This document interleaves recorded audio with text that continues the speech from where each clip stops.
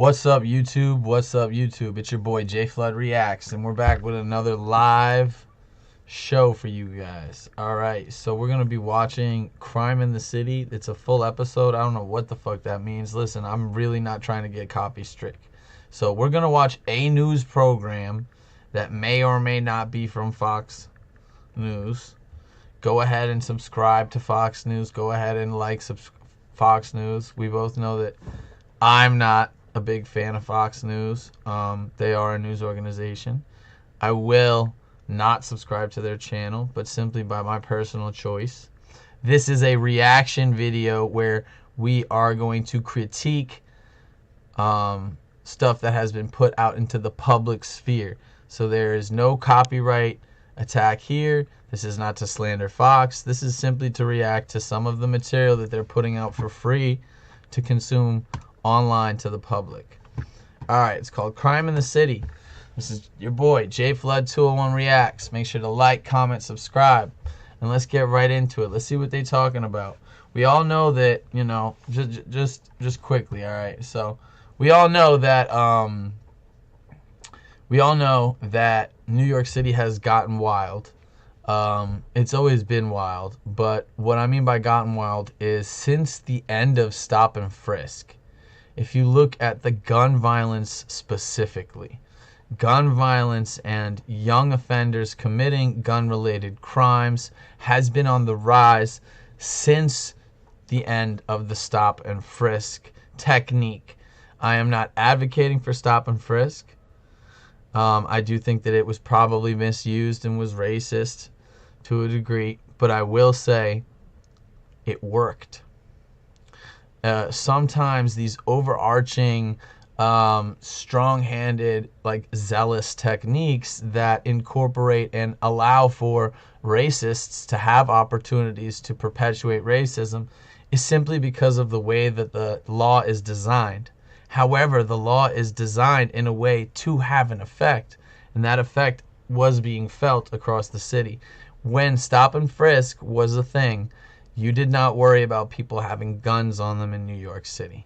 Maybe if you're in the hood, maybe if you have something specific going on in your life. But nowadays, if you want to commit a crime, the first tool necessary is to buy a firearm. And I'm not saying this from experience. I'm saying this simply as what you hear as a member of the public, what you hear in the bar, what you hear from the local guy that you know still does some things, right? What you hear from your friend who's a police officer.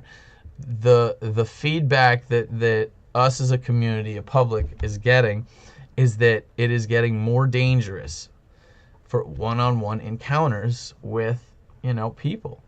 That they're more likely to carry a gun rather than less likely, and if they are carrying a gun, that they're more likely to use it than less likely, and that the people who are doing this has gotten younger and younger. Alright, enough of that spiel. Let's get back to it, the meat and potatoes. We're going to let you know what I think. This is my reaction to this news piece. Here we go. This week, a look at what's fueling a new wave of gang violence in New York City. And now the body count's never enough.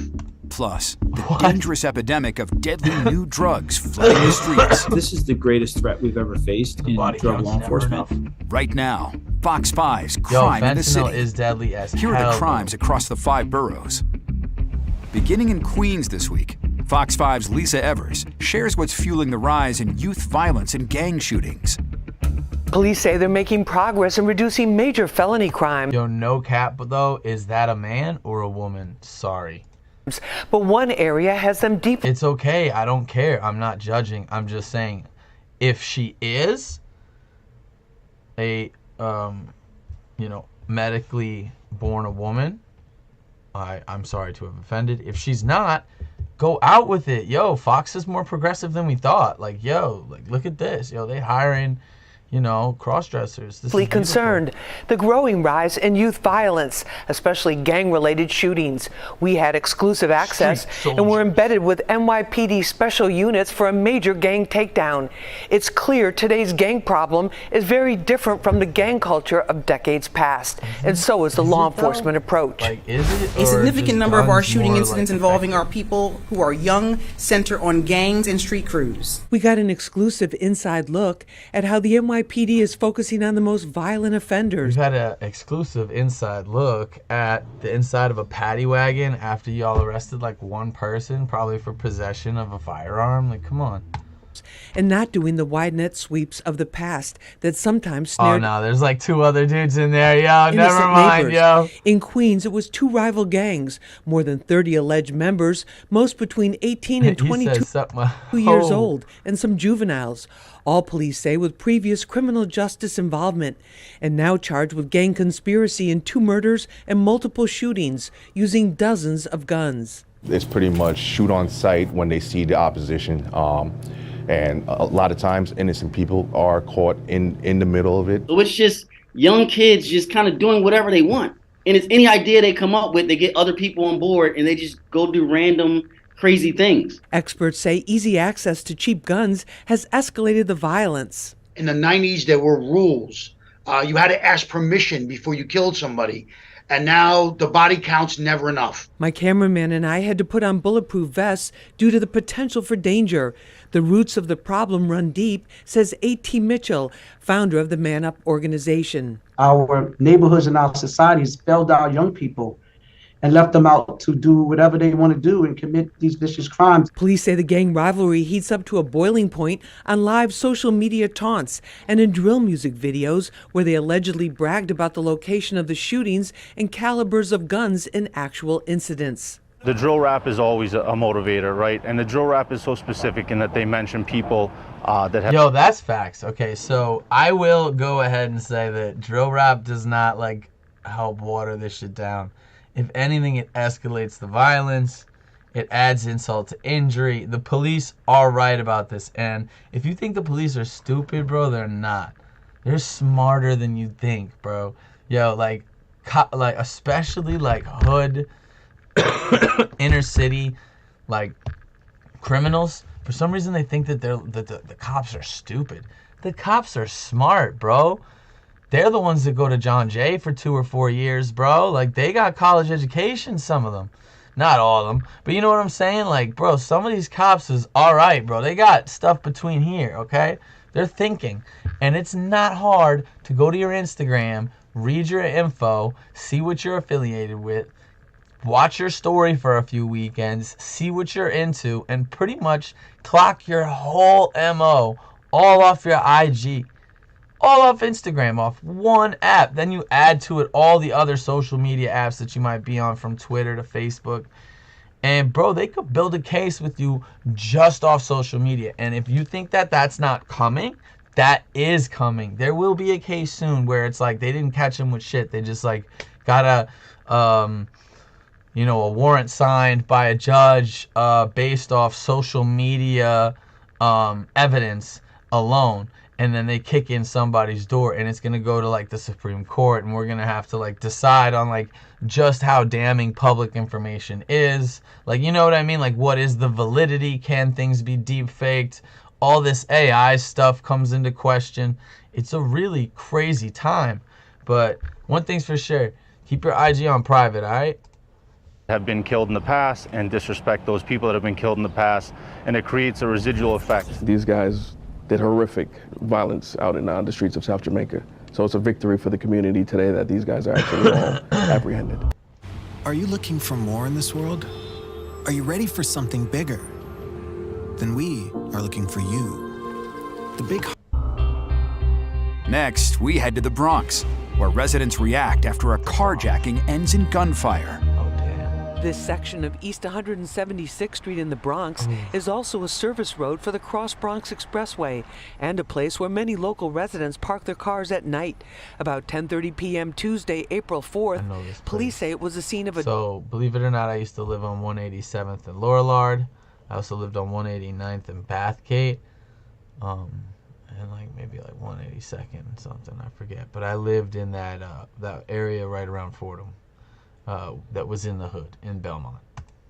Double shooting by a sanitation worker who saw a 16-year-old suspected car thief driving away in his black Tahoe near Trafalgar Place. It's been getting worse, you know, and I know the mayor's trying to do something, you know, he can do but so much, but we definitely need more help.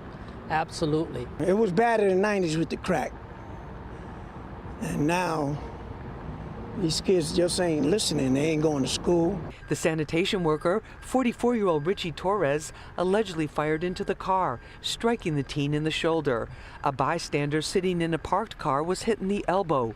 Torres has been charged with attempted murder and criminal weapons possession. The teen has been charged with criminal possession of stolen property. They got to get some kind of order out here, you know. Car owners citywide are on alert with a rise in thefts and carjackings.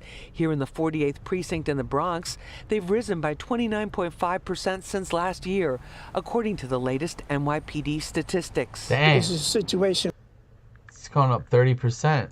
Like, what you don't see, you don't know. So that's how it's happening. Yeah. You know, they're coming out at night, and most people is in the house. Staying in the Bronx, some closure at last for the family of a beloved FDNY EMT worker killed on the job. An emotional day here. The family of Arroyo and her colleagues packed the courthouse. There were tears, there were hugs, and even applause after the sentence was handed down. And for the first time, we actually heard from the suspect, who told the family to forgive him. After 6 years, the family of beloved FDNY EMT Yadira Arroyo finally got some closure.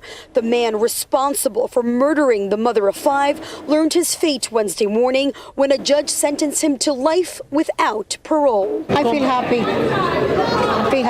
They do justice. We're going to start celebrating her life, her memory, her legacy. We're going to remember Yadi for the person that she was, not how she died. An emotional scene inside the courthouse, which was packed with family and Arroyo's colleagues. There were lots of tears, hugs, and even applause once the sentence was handed down. 3 impact statements were read. One of those statements from Arroyo's aunt, Ali Acevedo, who asked the judge for the maximum sentence, saying, quote, "A life for a life." She addressed the media outside the courthouse. This here. Yo, she said, "A life for a life, dog." That's crazy. I mean, this lady was an EMT worker. She didn't deserve this. I think she caught like a stray bullet in the noodle. Are the cuffs that held his hands. The hands that killed Yadi.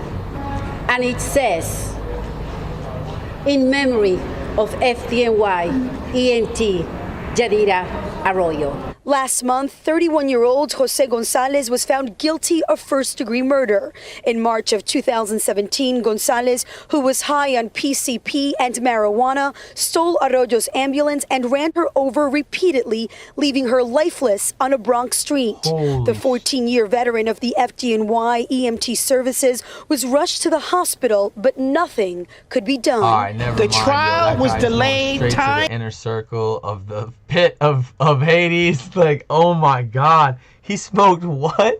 He did dust. Yo, he got wet. So he smoked PCP. Then he was like, you know what? That's not enough. I'm gonna smoke some pot on top of that. I better chill out from all the PCP. Smoke some fucking weed, and then goes out, steals a fucking EMT car, and starts thinking it's GTA.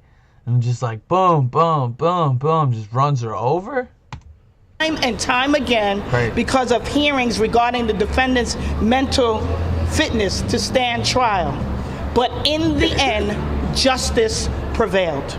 The career criminal, who had 31 prior arrests on the night he killed Arroyo, also read his own statement right before he learned his fate. He asked for forgiveness, saying, quote, "I was intoxicated. I never knew what was going on. I never meant to hurt anyone. It was an accident. I'm sorry."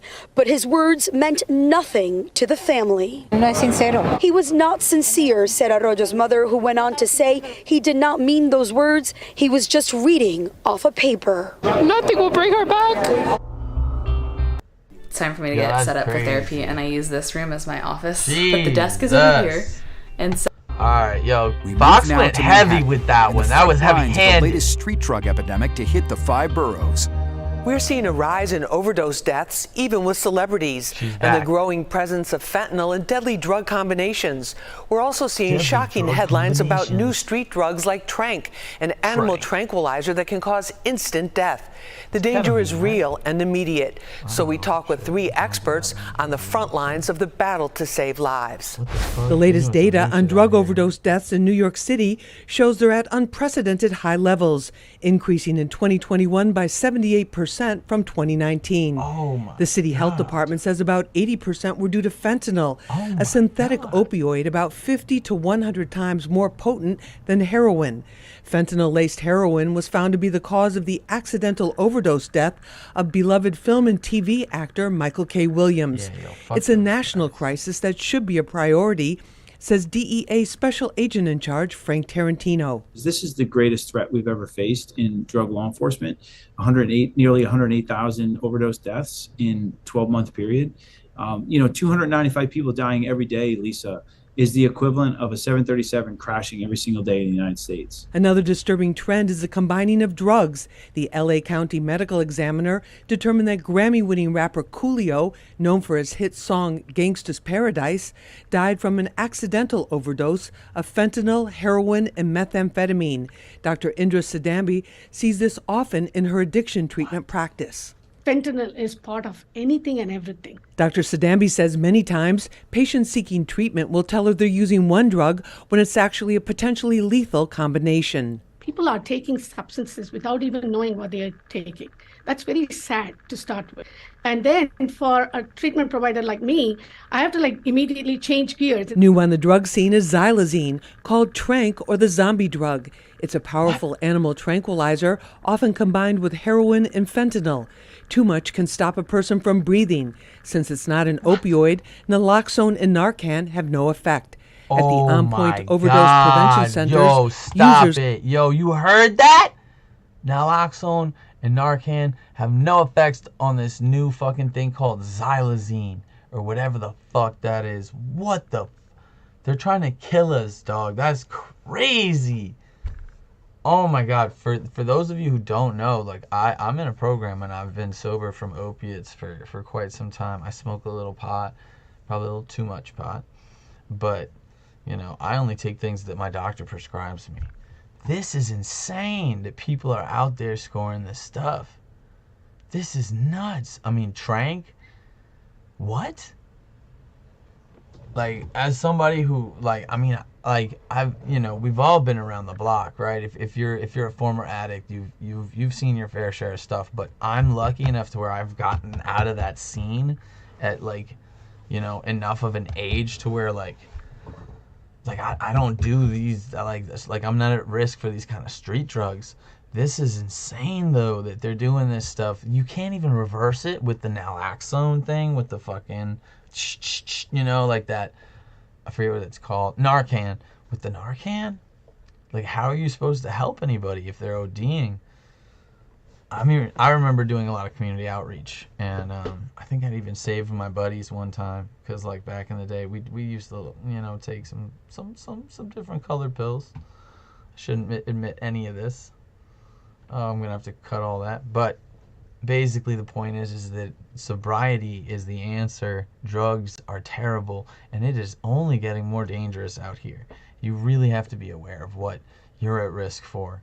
And I'm proud to say I am not at risk for this stuff. But damn, it's scary for all the people who are. R.I.P. my buddy Pac. I don't know. Man, it's sad. This is sad. We need to do better, America. I think that it's a lack of spiritualism in our culture that has allowed for drugs to become such a big part of how we problem solve.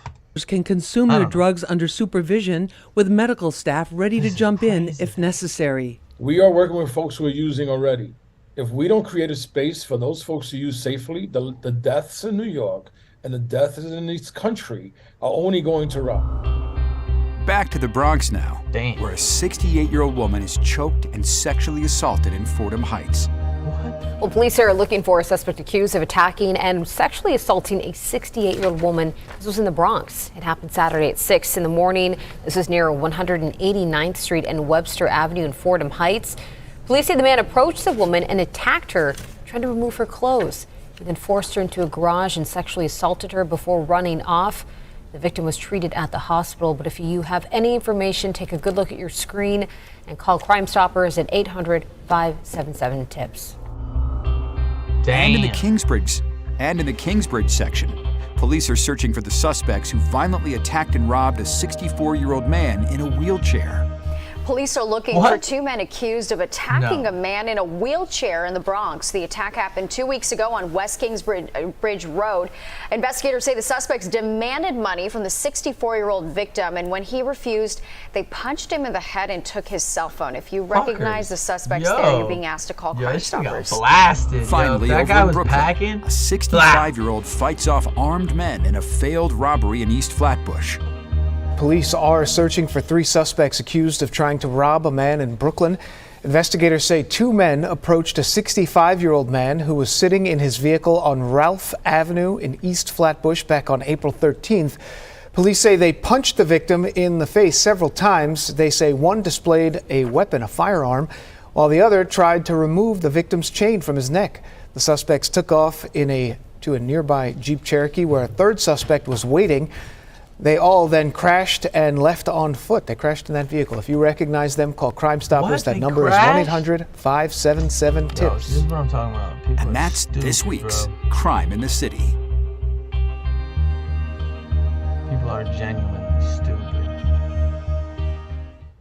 Hey there, what are you up to today? Well, today is my day off, and I'm going to be thoroughly enjoying a cannabis-infused edible by Mood.